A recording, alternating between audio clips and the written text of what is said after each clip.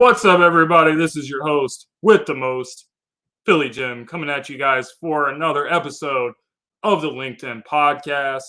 First of all, before I start, I didn't get a chance to do this yet, so I just wanted to take a second and say thank you.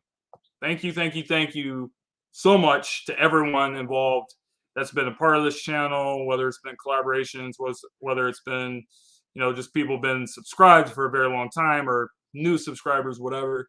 Just reached 1,600 the other day. I think it was yesterday, actually. So thank you guys very much for subscribing and supporting the channel. Without further ado, let me welcome to the studio my man, Lindy, my co-host of the show. What's going on, Lindy, man? How you doing tonight? Lindy back at it again. Another, setting the score for Sideline Sports once more, man. You already know the deal. Episode 5. We're already 5 episodes in at Linc'd In, man. And time's flying, I tell you what. I'm ready to go. We're having fun, and when it comes to covering the Eagles, we're the best, the absolute best on the Sideline Sports Network. No question. And for the first time in history of this show, we are going to have a guest. And we got our first guest, Mitch Trubisky. Mitch Cobb. What's going on, Mitch? You're not the first one that's done that. My boss, every day when I go to work, calls me that. On purpose. Yep. Yeah. How's it going, guys? How's it going? Thank you for having me on. Really appreciate it. Congratulations. It's history in the making. So long way to go, but you are the first ever guest of the show. So I don't know what you want to do, like put it on your resume under like accomplishments, first guest on LinkedIn. Maybe you should. If I were you, I would. Who knows? It will get me somewhere. I would probably do that if I were you. So, guys, we got a lot of stuff to talk about. Obviously, OTAs is finished up, so it's on the training camp. So we're going to talk about some of the biggest stories from the end of OTAs, and we're also going to talk about some really juicy stuff, some locker room drama of the past between Mr. Donovan McNabb and Desean Jackson. Desean Jackson had an interview on the IAMATHLETE Podcast, and we're going to talk about that and everything else. And speaking of Desean Jackson, we're actually going to introduce a new segment on the Linc'd In Podcast, gentlemen.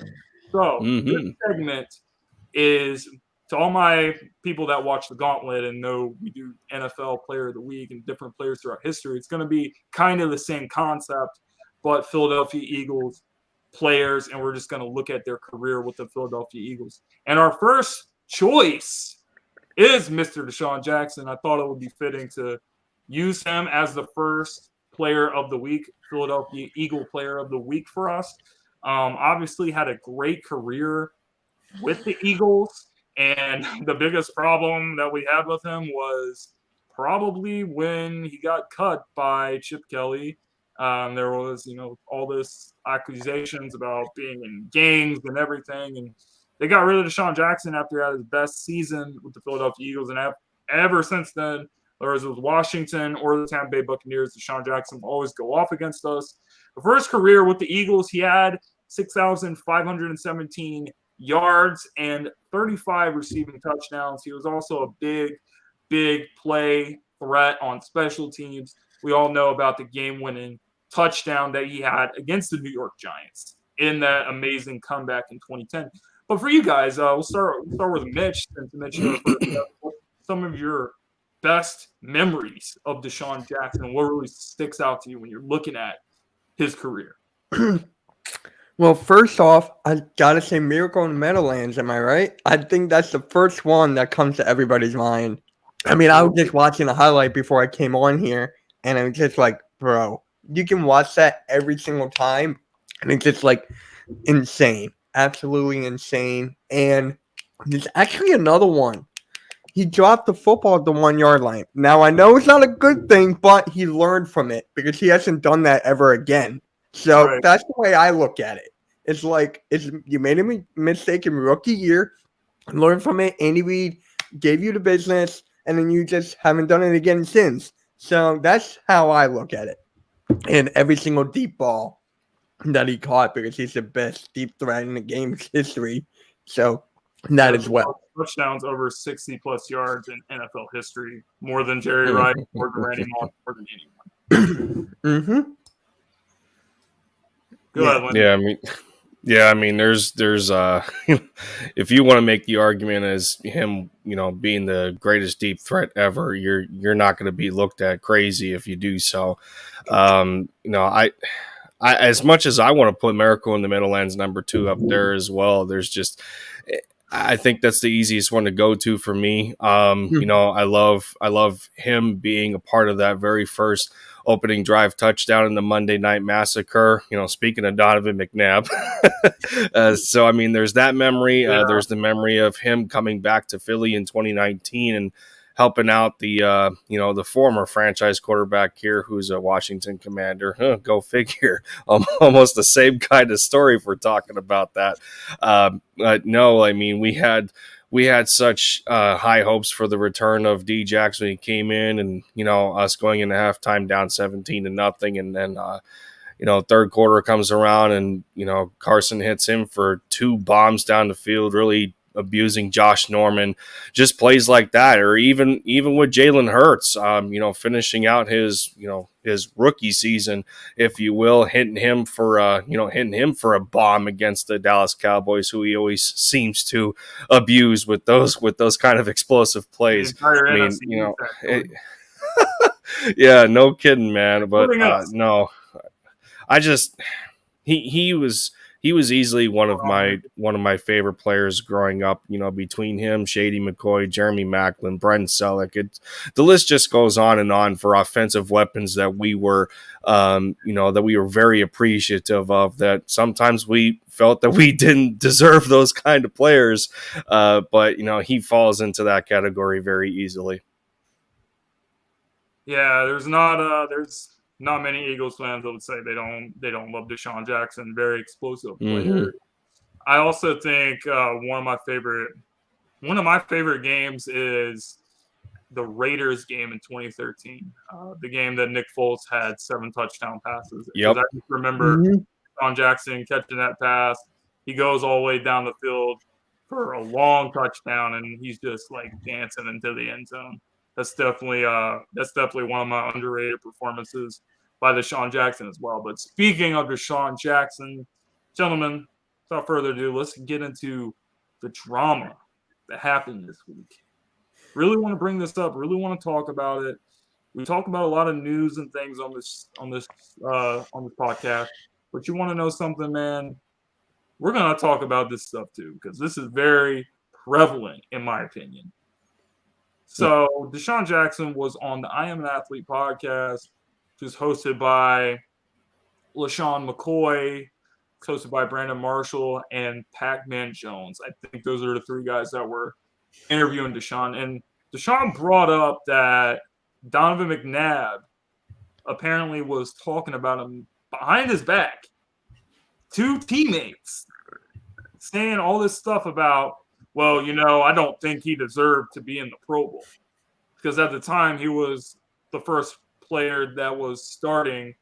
He was the first player that was starting at 2 positions at the Pro Bowl. He was starting at punt returner, and he was also starting at receiver because he had a really good season that year. It's just like, how can you be the face of a franchise for 10 years, which McNabb was for us, whether we like it or not? This guy was the face of a franchise. He's supposed to be a leader, and anytime there was a good receiver or a good player like Terrell Owens, like also Desean Jackson, like a flashy, really good star receiver, he just couldn't handle it. He couldn't handle someone else getting as much or more credit for the success of the team, and that's why he continued to do that. So I really and this is the reason why Donovan McNabb's not a winner. These are the little things that people like Tom Brady are not doing this stuff. People like Peyton Manning are not doing this stuff. This is why you're not on their level. This is why you're not great. And he never was. Like, I honestly feel like I've been going at it with a lot of Eagle fans this week about this topic, but I really feel like people give Donovan McNabb way too much credit. I feel like for the success of the team at that time, I think Andy Reid was more responsible for our success. And if you look at Andy Reid's track record of just coaching different styles of quarterbacks, he doesn't just have success with one quarterback. He's not like Bill Belichick, who, you know, he has all the success and everyone looks at him like he's the GOAT, but you got a losing record without Tom Brady. Andy Reid has a winning record with many different quarterbacks. So I feel like Andy Reid is underappreciated and Donovan McNabb is not. Donovan McNabb is appreciated more than he should be, especially the fact that he wasn't a winner. He wasn't a leader. He didn't handle himself the right way. So for Desean Jackson to come out and say this doesn't surprise me at all. Not even in the slightest.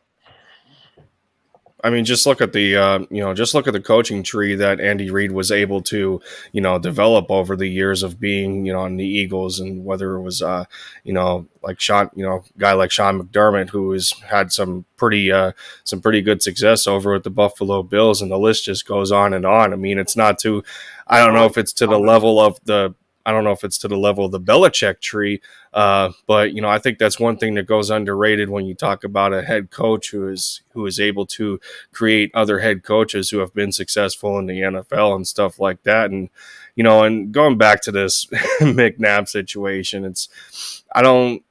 it feels like it's Wentz-esque in a way, where Carson wasn't a lot. He wasn't very public with stuff like this.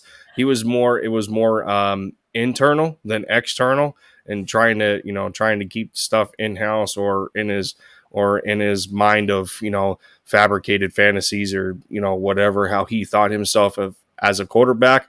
But it just goes to show, like, that egotistical area of, some second round pick out of Cal who's getting as much spotlight as he is, and you come into the situation like you wouldn't be who you are if I wasn't the quarterback. Like, I made you, that kind of mentality. And that's it. That sort of thing just doesn't produce winning football when you're more focused on fame of the fame part of the franchise, like their overall representation instead of winning. I just want to throw this in real quick. This is the reason why I don't feel sorry for Donovan McNabb, because you have all these people saying, well, Donovan McNabb, he never had like a good receiver. He played with all these bad wide receivers. Well, every time he played with a receiver that was on the level of a star or a superstar like Terrell Owens was and like Desean Jackson was, this is what he did. This is just what he does. He has a very big ego, and he's very fragile.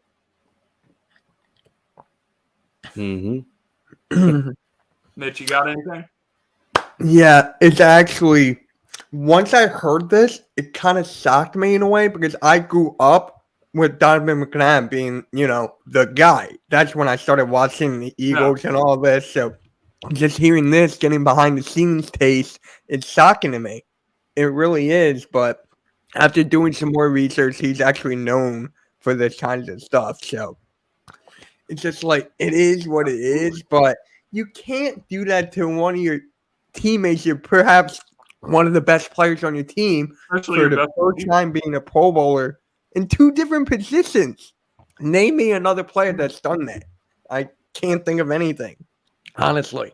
So it is shocking, but it's just, now to go back to what you were saying about Andy Reid being unappreciated and stuff, is when his drafting took into place, he always went with that offensive line. He always went to that holes that needed to be filled. And he did that.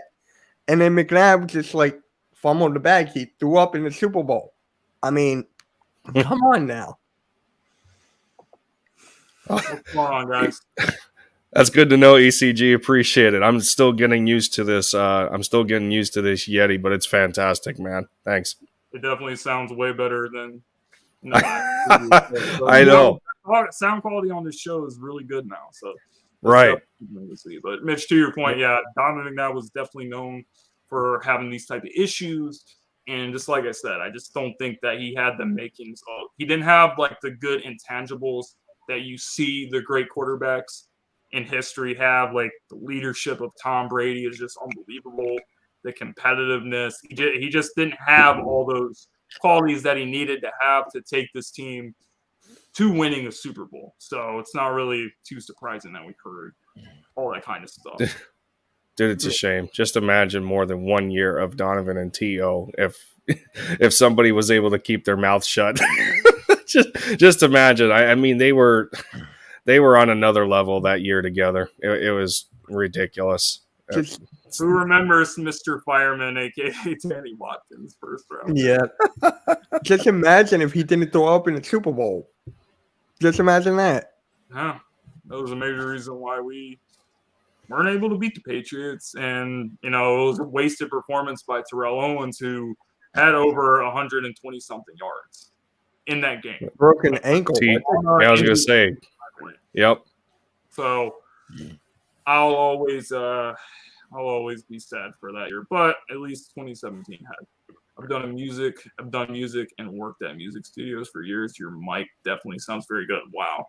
Lindy with the best. Is Lindy have the best? I mean, we had. I'll tell you what. I got the same thing.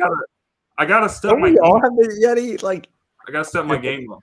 Listen, I I just had to didn't do take that. advantage of a deal when I seen it, man. Friggin' what was did you it? get it on Walmart? Amazon or where'd you get it? No. I had Walmart price match this, and I got it for $80. I'm like, oh, okay, shit.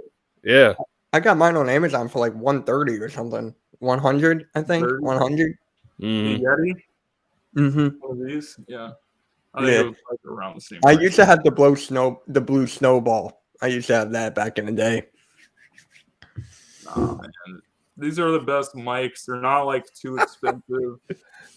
Grizzler, that's hilarious. Yeah, wait, what's the replay? Said if only McNabb was as great as Lindy's mic. That's funny. And people still dub him as the greatest quarterback in franchise history. I mean, I don't know about that. I was just about to ask you, is he up there? Is he up there with like top 5 quarterbacks for the Eagles? The reason why people say that is because he has all the passing records.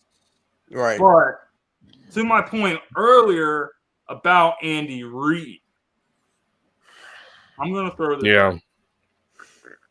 I think that Andy Reid is obviously underappreciated. He had success with multiple quarterbacks.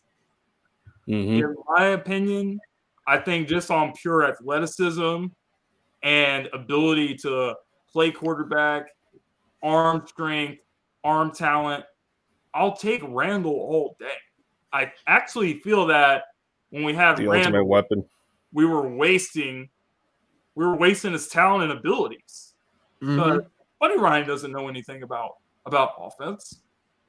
And that's a major reason why we weren't able to maximize Randall's maximum potential.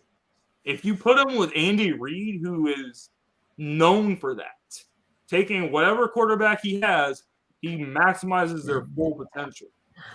You saw it with Michael Vick, because Michael Vick was not a great passing quarterback. In fact, there was a bit of an evolution in Michael Vick when he came to Philly. It was a kind of a different version of himself. He was no longer he was still being electrifying and making, plays running the ball. But at the same time in 2010, he saw him come up to the level of being a better passer. And he had his best season passing wise that season. So I think the way Andy Reid coaches and just puts his guys in the best position, I feel like if he had Randall, I think Randall would have set records. And if Randall and T.O. played together, it would have been amazing. Yeah, I mean, Vic started to become more accustomed to being a pocket passer and really working on that, and just that cannon throw that he threw to D Jackson, Monday Night Massacre, that was just an absolute rocket, man. I just trying to picture how long that ball was in the air just to come down and everything. Is that just absolutely ridiculous? Roll out to his left, and he just flung that damn thing. Unbelievable. Yeah. So anyway, guys, OTAs are officially over now. So everything's on the training camp. We're on to bigger and better things. Some of the biggest things from OTAs I want to point out. First of all, Jalen Hurts has been the biggest topic. Everyone's saying Jalen Hurts has been working really extremely hard.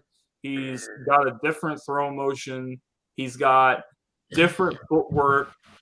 And Nick Sirianni said this week that he feels that his fundamentals are way better than last season. So I'm curious, Mitch. I guess we're going to start with you, Mitch. What are your thoughts about all that? Is this a big deal or is this not so much of a big deal for Jalen Hurts working on those two things? Honestly, I could really care less about OTAs. I'm just saying that right now. I need to see it on the field. I need to see it. What have you done for me lately? I mean, come on. I just didn't see it on the field. New throwing motion, though, I like. That's a good step in the right direction, but I need to see it on the field. That's basically how I am with it. Like, it's too early for me to start talking now. I need to wait and see. Good point. Yeah, I mean, as Allen Iverson said, we're talking about practice right now, so we're talking about OTAs. So training camp, going into training camp, I think it's going to be interesting to see like the storylines and what people are noticing from him. There is going to be the joint practice in Miami against the Dolphins. That's going to be a lot of fun to see too. But I'm ready to see some snaps. Like I'm ready to see some real snaps in some of these preseason games because that's really the first time we're going to be able to say, is there a real difference with Jalen Hurts or is this kind of like just all talk? The one thing I really don't want to see happen is Jalen Hurts, off-season throwing motions and workouts and stuff. I do not want this to become the new Ben Simmons jump shot. Please do not let like Jalen Hurts workouts become the new like LA Fitness Ben Simmons videos. That's just the one thing. Like God, please. I'm gonna say prayer. God, I'm not the most religious person, not the best person, but please don't allow these videos, these workouts of Jalen Hurts. Please don't let them become the new Ben Simmons workout videos. But all kidding aside, I really think this is good that he did see what he needed to work on, and he's going to see really big-time coaches like Mr. Tom House that's known for, working with quarterbacks and has a really good has a really good reputation. So I think it's awesome, and I'm ready to just see how it plays out.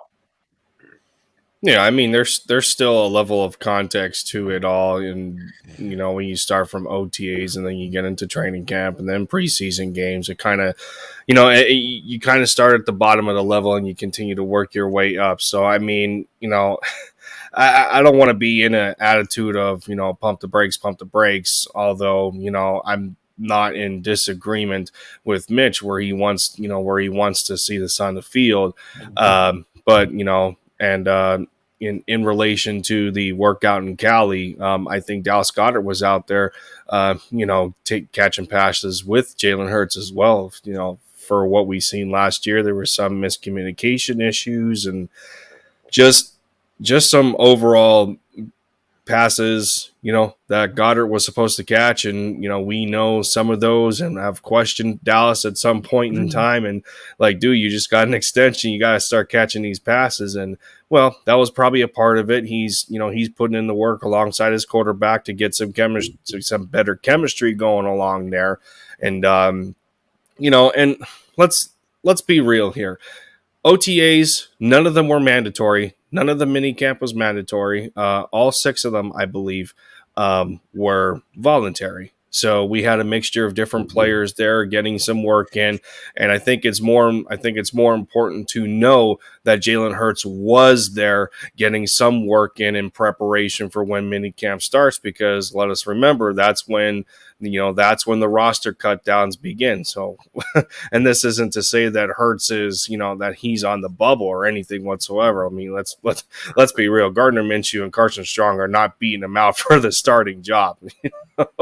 Like, there's that part there. Like, let's stop that. Let's be realistic and bring up the obvious. But no, at the same time, you just want to see some kind of development, some kind of progression. Hurts is showing that he's starting to show now that he's not afraid to take some of those shots deep down the field. He's not as afraid to throw over the middle into traffic, which is something that we have seen a guy like Kyler Murray struggle with at times because they're not the tallest of quarterbacks. So all in all, yes, I'm appreciative of what I'm hearing about so far, but yeah, let us evaluate ourselves and what we think of the situation as as training camp starts to ramp up, outside of OTAs. Right. And to Philly Halftime's point, I just wanted to say this before I forget. Oh, no. I don't know, man. Like, when you're looking at the greatest receivers of all time, training camp, Jalen Reagor, he might be up there, like, in the top 5 all time. Like, I'm not even kidding. Every time in training camp, like, he's, like, this guy is seriously looking like Randy Moss. And, like, when the season comes, he looks like a even worse version of, like, Paul Turner. I'm not even kidding. Arcega-Whiteside. Arcega-Whiteside. I think worse than Whiteside. No, Arcega-Whiteside, he's the king of preseason games. Right. Jalen Reagor he's the king of joint scrimmages. There's a difference. And Whiteside gained 12 pounds. Yay. If that matters. What if he actually becomes like the second tight end and he's actually good? Over Calcaterra, over Stahl, over I don't know yet. Like, I don't know. He's still undersized. No, yeah, he's not. Arcega-Whiteside's still undersized. He's gonna get cut. I'll be shocked if he does. If he does not get cut, he'll be on special teams. Guarantee it. As the best blocker. Is JJ and Reagor getting cut, or just JJ? I think it's JJ and Reagor might get traded. Traded. I mean, that's the only way. We were so close to training for him, for Clark. I'm not sure why anyone would, unless you have no receivers. Yeah. So we got receivers. Says so. If Jalen Hurts looks so good in OTAs, doesn't that mean our defense is garbage? That's a good point. But it's like Lindy said, not everyone goes to OTAs, but some of these guys lower on the depth chart are making some impressive. They're making some impressive headlines. Especially a guy I want to talk about, Deon Cain, is raising eyebrows. He had a very, very strong performance during OTAs. A lot of people are starting to talk about this guy like a sleeper pick to make the team at receiver. When we're looking at the receiver position, guys, biggest thing that stands out is the top 3, which we know is a lock already. Devontae Smith, A.J. Brown, and Quez Watkins are the top 3 receivers on the team. And that's the way it's going to be. It's not really rocket science to understand that. But from number 4 all the way down, I have no idea what's going to happen. I don't know if it's going to be Pascal. I don't know if they're going to say, you know what, Reagor, we're going to give him another chance.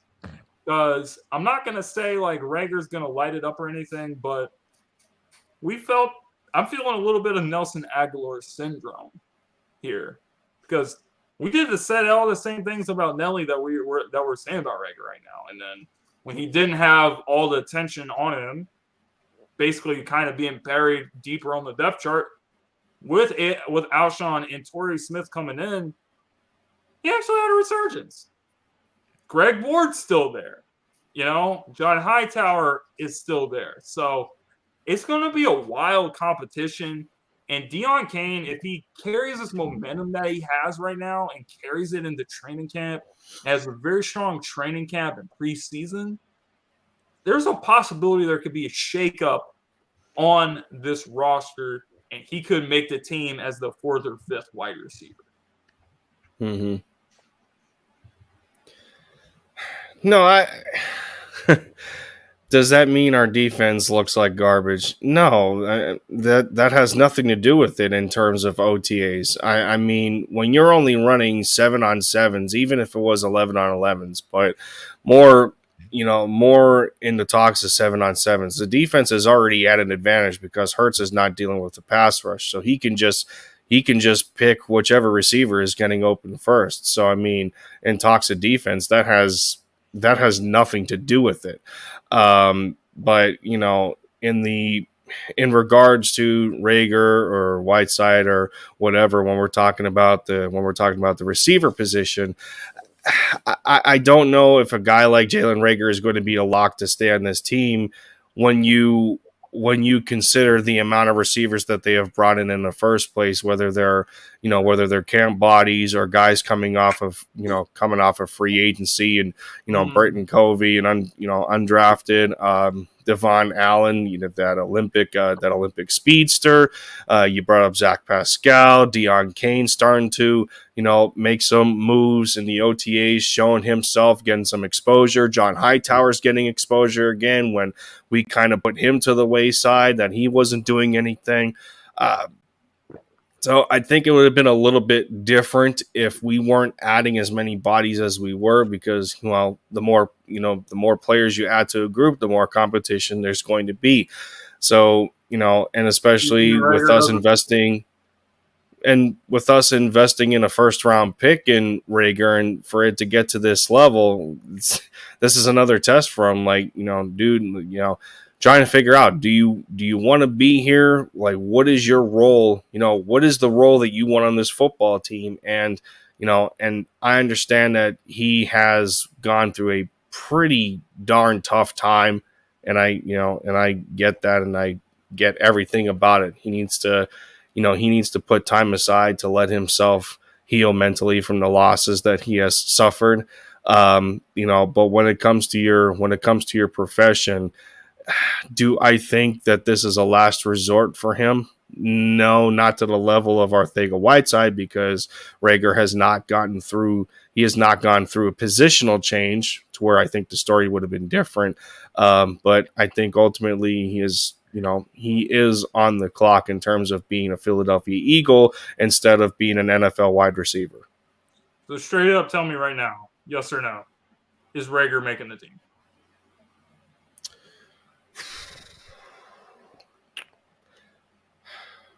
If there is an evolution that Howie Roseman is going through right now in the seriousness of building a better football team, then I have to say no. Okay, that's a good point, Mitch. What you think? Part of me is like, yes, because Howie Roseman is stubborn. He's a stubborn SOB. He doesn't want to prove to being wrong. So I could see Rager making it. But once you look at the depth chart, I mean, you got Brown, Smith, Watkins, Pascal, Ward, Hightower. I'm pretty sure I'm forgetting other ones. And then Rager's there. So it's like, I can see it going either way. Guys.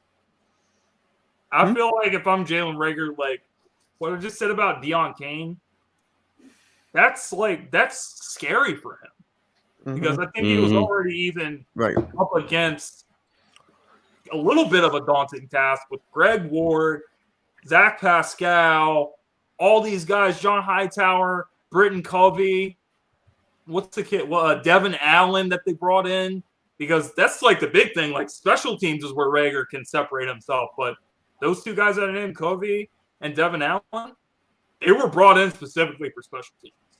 There's no other reason. We didn't bring them in because we needed more receivers. So if another guy like Deion Kane emerges, it's going to put more pressure on him.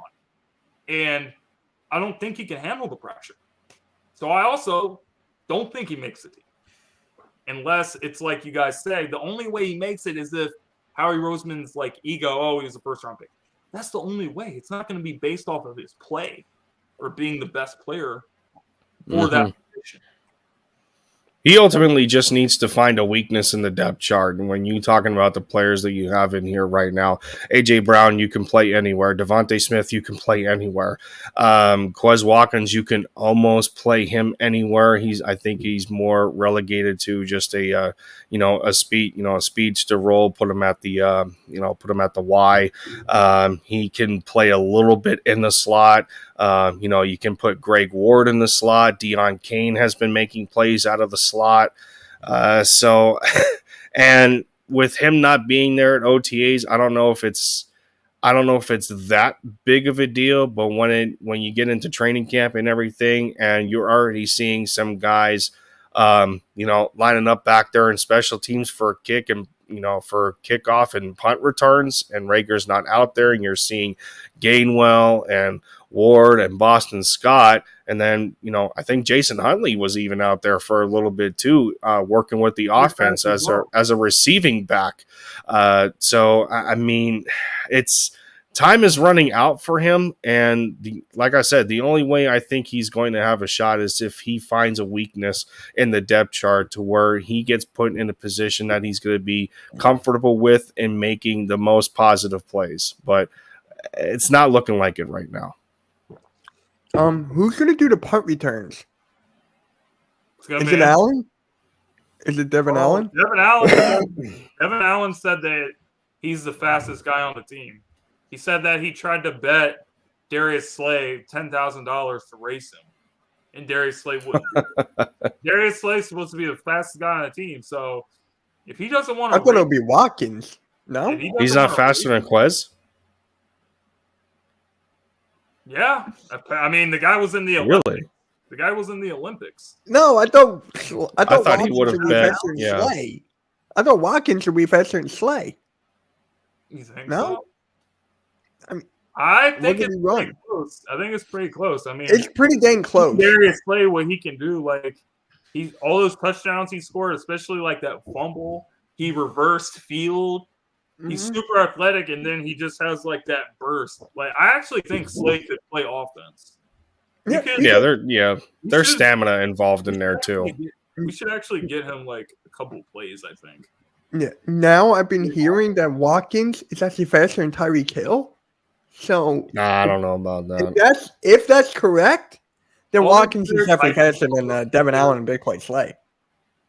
But I actually don't think Devin Allen's hyping himself up though. Like he was actually in the Olympics, so he definitely is pretty fast. But it's between Rager, it's between Covey, and it's between Devin Allen. I think that's the competition for kickoff returner. One of them will be a kickoff returner. One of them will be something else. It'll be like punt returner.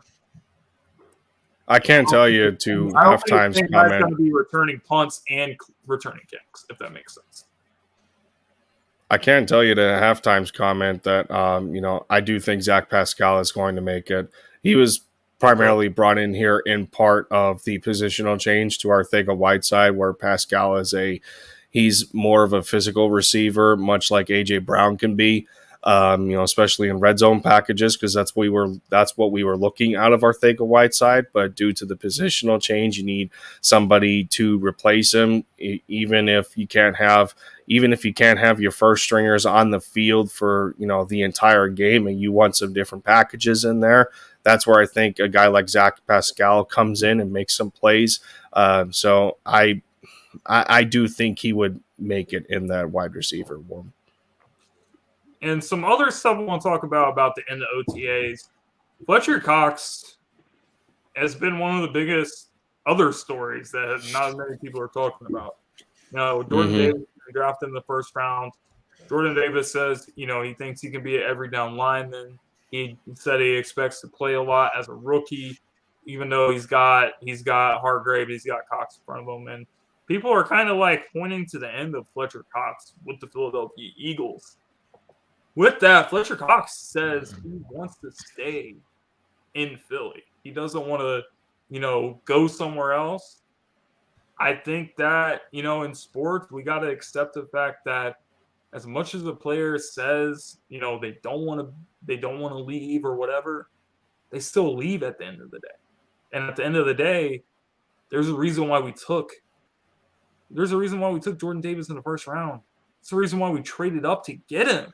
On top of that, like it's just coming to an end between the Eagles and Fletcher Cox. Unfortunately, I mean, because he's one of the greatest Eagles players that we've had. He's probably the best D lineman that we've had since Reggie White, and he's a great player. He's always going to remember as a great Philadelphia Eagle, but we're not going to come to him after the season and say, hey, you know what? We'll give you $14 million to come back. We're not going to do that. We're going to let him walk. And he'll probably have interest because I do still think that Fletch has something in the tank. And I think this year he will also prove that he has something left in the tank.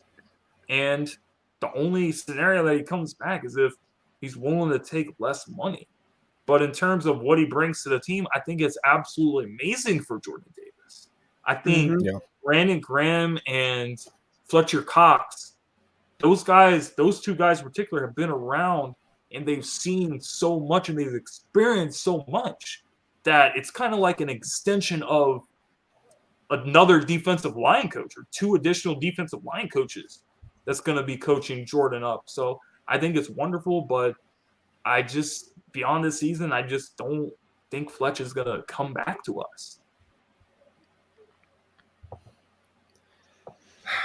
Yeah, that would definitely be unfortunate to think about. But on a side note to that, I mean, I would love to keep Fletch. If he took a pay cut, I know. Nothing would make me happier. I know. I still have a gut feeling that he could very well be a what you call. I'm trying to think of the word. Like he could be a victim of the trade deadline for another contending team, but I don't know if I see that happening, especially with the way that this defensive line is set up for Jonathan Gannon. When you have a guy like Jordan Davis and you have a Fletcher Cox and you have a Javon Hargrave, Brandon Graham comes back off of injury, and judging by some OTA film, he doesn't seem to have lost a step, coming off of an Achilles at 34 years old.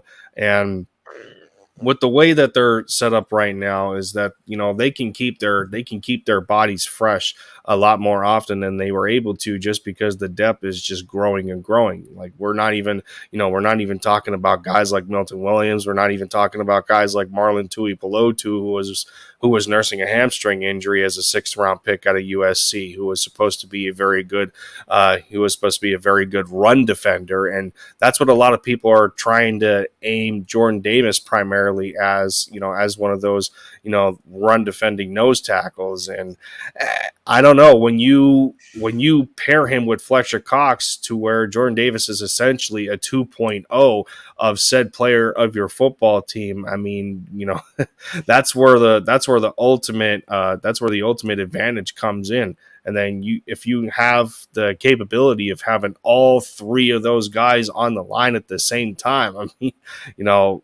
it's too attractive. It's too attractive to a defensive coordinator to not take advantage of those kinds of situations. So for Fletch to still be here, I think it would be fair to say that him and Jordan Davis, I think, would have to gel good enough on the field, or if Jordan seems to outplay him and they feel that Fletch is expendable at that point and they trust their depth in the second string, that they can, they trust their rotations, then maybe that's enough to justify Fletch not finishing out his $14 million deal. But right now I would keep him for as long as you possibly can, especially to, bring, his prodigy up and have him be a Pro Bowl-esque caliber player like Fletch used to be.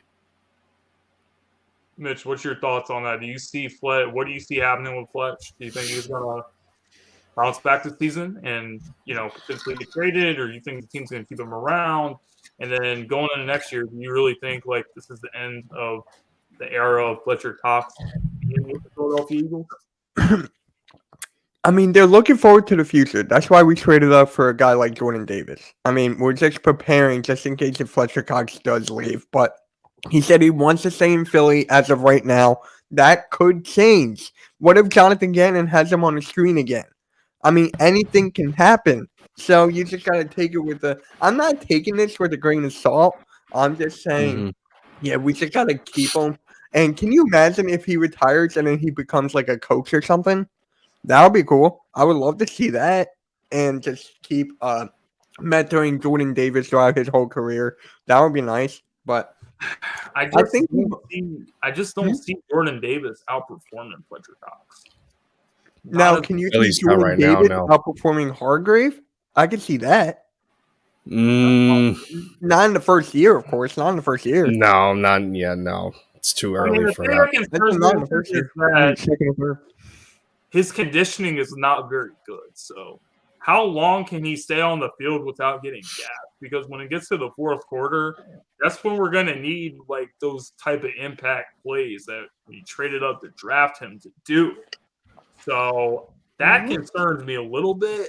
And it's part of the reason why I don't think he's not going to be that player that we're expecting him to be right away. I think that he needs more time.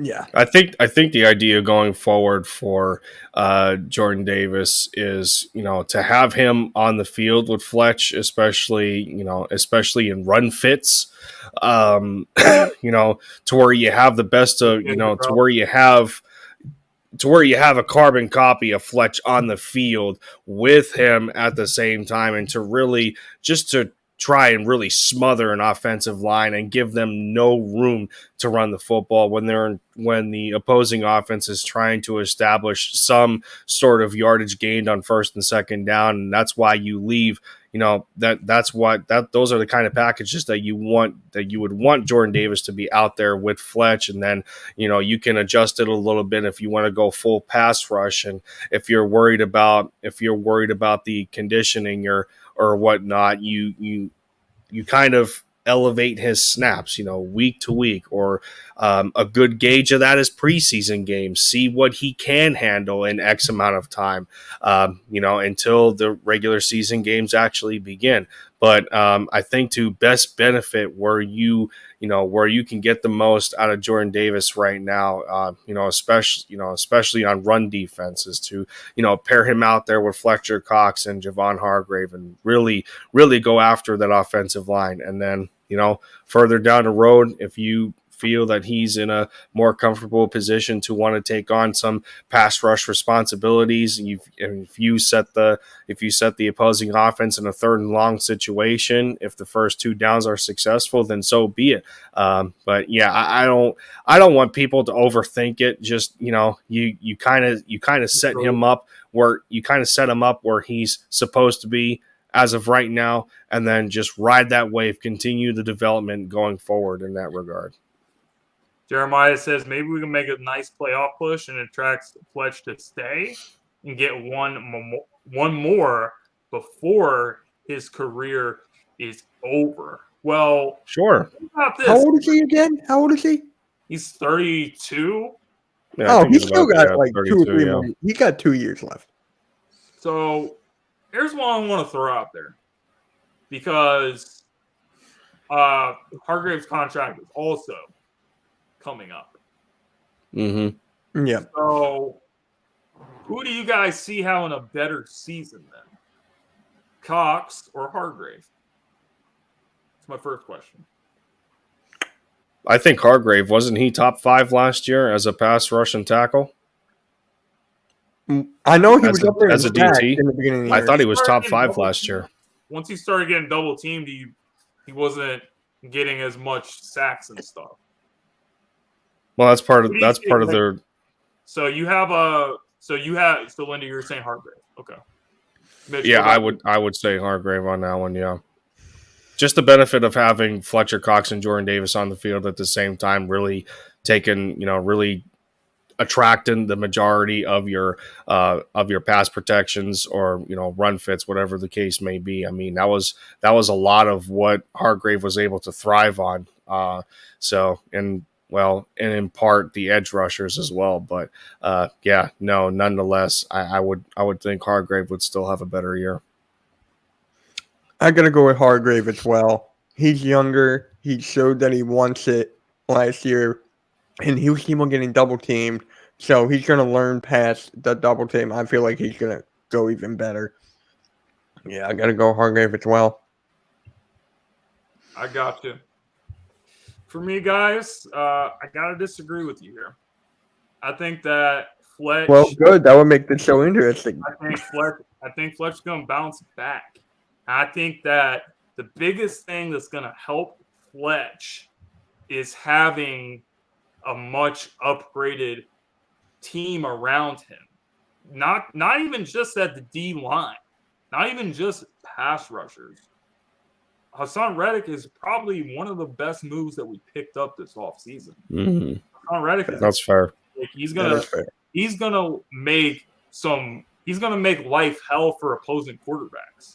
He just is. And Josh Sweat is also going to do that. I think that we've seen progression with Josh Sweat every single year. So I think that this coming season is going to be the season for Josh Sweat where we see him become that double-digit type of sack guy. When you have that on your edge and the linebacker position is really improved, you got Dean, you got TJ Edwards, you got Kaiser White, you also have what's the one from Colorado? Oh, Davion Taylor. Davion Taylor. Yep, you got him. That's a sleeper. You got an upgraded secondary. I think most people would agree that Bradbury's a little bit of an upgrade over Steven Nelson. So I feel like Fletch does not have that level of he's twice the upgrade. That level of pressure that he's twice the upgrade. Yeah, he's twice. I don't think Steven Nelson was ever considered a number one. So yeah, he's definitely twice better. I'm going to wrap it up with this. Fletch is not having the same level of pressure as we're accustomed to seeing him have. So I think with that being said, Fletch is going to be able to perform at a much, much higher level, and he's going to show why he does still have something left in the tank. So when it comes down to it, if it's reasonable, then yeah, I would wonder if we can bring back Fletch. But depending on where he's at, because he could want to stay in Philly, or he could just want to make as much money as he can, which I wouldn't blame him for. With that being said, it's going to be really interesting.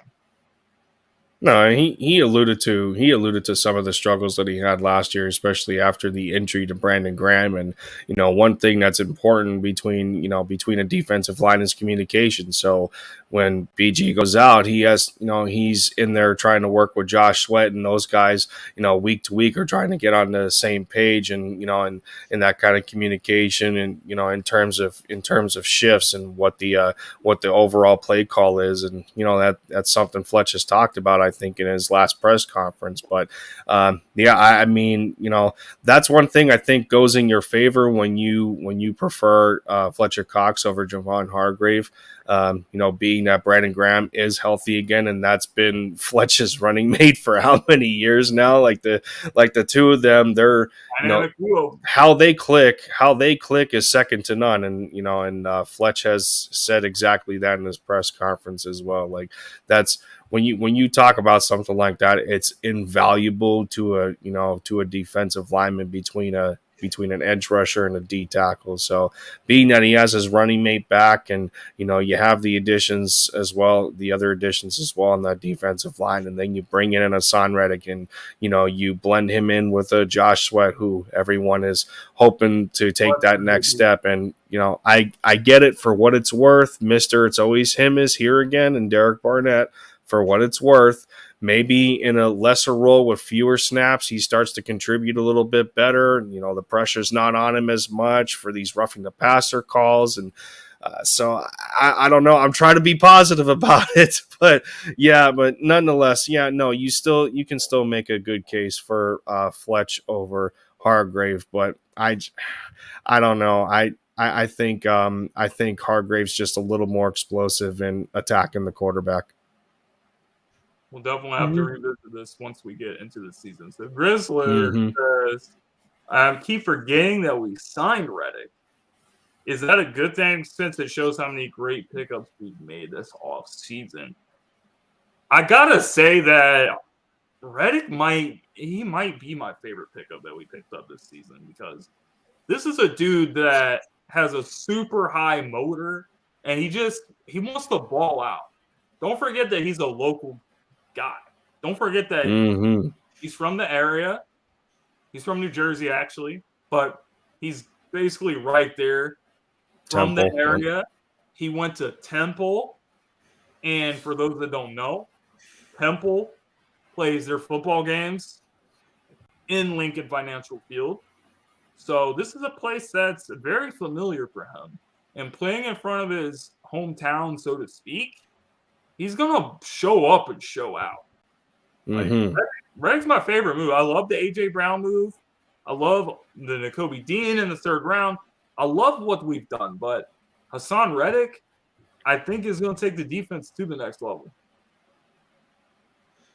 My favorite pickup is actually Kaiser White. Okay. Because I'm telling you, when he was there with the Chargers, he was making noise.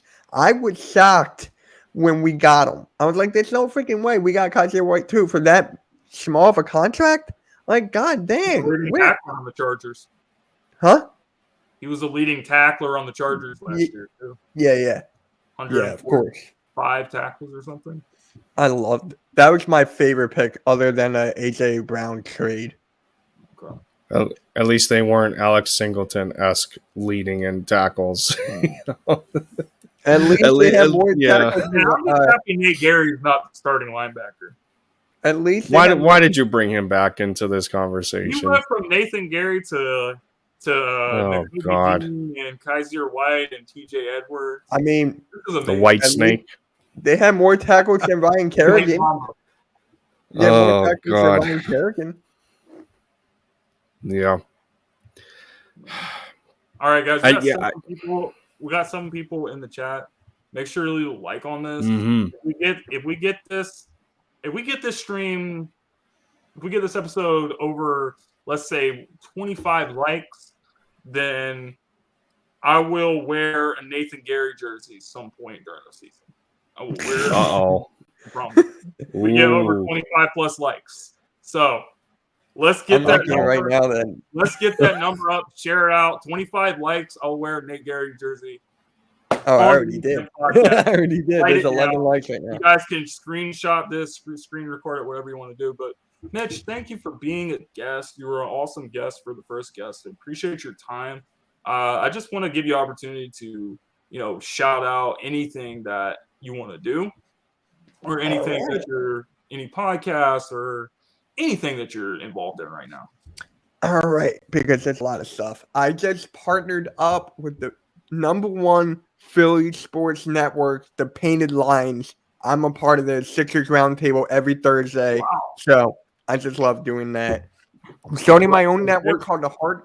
Oh, Joey, what is up, man? What is up, Joey? And so I'm starting my own network called Hardcore Sports for the hardcore fans. We're going to provide every single sport. So that's football, basketball, hockey, boxing, UFC. We're actually going to have some hype videos. We're going to have a gaming chapter in the network as well. We're going to have a gaming section. So it's been a lot of fun. And, my YouTube, I got MK in the morning tomorrow. Going to talk about some of those topics as well. Yeah, man. And Cool Cat Mitch with Cool Cat Connor on Sunday on both of our channels. So a lot of stuff coming up. Nice to see that work. Joey says he's been listening while doing chores. Appreciate it. Appreciate everyone for watching. Lindy, you want to shout out what you're working on in addition to this show? Nothing that I can exactly think of. I think my series Touchdown Talk has, kind of plateaued or become stagnated. But other than that, just trying to get back into the grind of things from the previous video that I made if you haven't seen it. I went into a little more detail on the transition to Shane Steichen being the primary play caller instead of Sirianni as much involvement as he used to have. So I thought that was an interesting little clip that I made over there. There were some similarities that I thought of to the 2020 Chargers before Shane left to be the Eagles offensive coordinator. So that's something you can look at. But I will. I think in the next 2 days I should have some more videos out. But it looks like you asked for it in the you asked for it in the chat. Now Grizzler trying to get that going with you should get that signed by Jim Schwartz too, since that was his guy. Get that autograph by Jim Schwartz. I can get a signed one. Right. Yeah. But anyway, guys, that's pretty much it for the show. Appreciate everyone. And once again, thank you guys for helping me reach 1,600 subscribers. The grind continues and the story continues. The story of the Linc'd In podcast will also continue next Friday, 8 p.m. Eastern.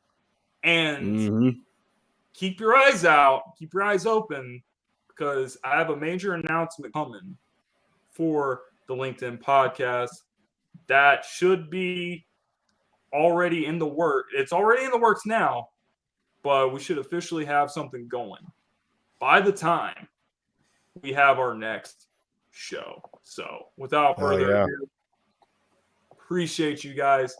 Love you guys as always. Stick around for the great content coming to my channel and the Linc'd In podcast and these guys' channels as well. Check them out. Peace.